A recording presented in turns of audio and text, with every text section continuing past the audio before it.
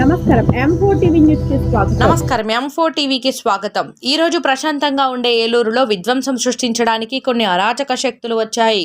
ప్రచార కార్యక్రమం నిమిత్తం మేము వెళ్తున్నప్పుడు బయట నుండి వచ్చిన టీడీపీ అరాచక ముఠాకు తోడైన స్థానిక టీడీపీ ముఠా రోడ్డుకు అడ్డంగా వచ్చి దారి ఇవ్వకుండా కారు మీద పడి కారు అద్దాలు ధ్వంసం చేయడం జరిగింది. త్రుటిలో మేము ప్రాణాపాయం నుంచి తప్పించుకోవడం జరిగింది. ఒక పక్క చంద్రబాబు గారు జగన్ నిన్ను చంపితే దిక్కెవరు అంటున్నారు. ఈ రోజు లోకేష్ వచ్చి వాళ్ళ కార్యకర్తలకు ఏం సందేశం ఇచ్చి వెళ్లారు? అప్పుడే ఏలూరులో రౌడీజం మొదలుపెట్టారు. ఇలాంటి అరాచక శక్తులను ఏలూరులో చోటు లేదు. బాబుగారి ప్రజాగళం మీటింగ్లకు ప్రజాస్పందన కరువైంది.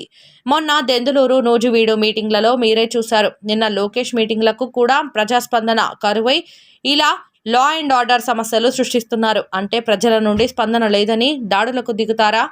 లోకేష్ ని ఆదర్శంగా తీసుకుని ఈరోజు వేరే జిల్లాల నుండి హైదరాబాద్ నుండి కొన్ని రౌడీ మూకలను ఇక్కడ దింపి ప్రజలను భయాందోళనకు గురి చేస్తున్నారు. మొన్న దెందులూరులో సామాన్య ప్రజల మీద చింతమనేని ప్రభాకర్ గారు చేయడం మీరు చూశారు.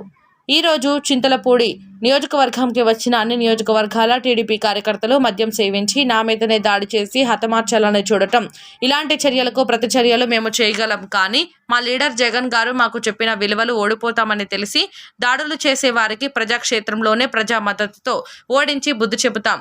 అధికారంలోకి రాక మునిపే ఇలా చేస్తున్నారు అంటే రేపు ఇలాంటి వారు అధికారంలోకి వస్తే ప్రజల పరిస్థితి, ఈ నియోజకవర్గ పరిస్థితి ఏంటో ప్రజలు ఆలోచించాలి.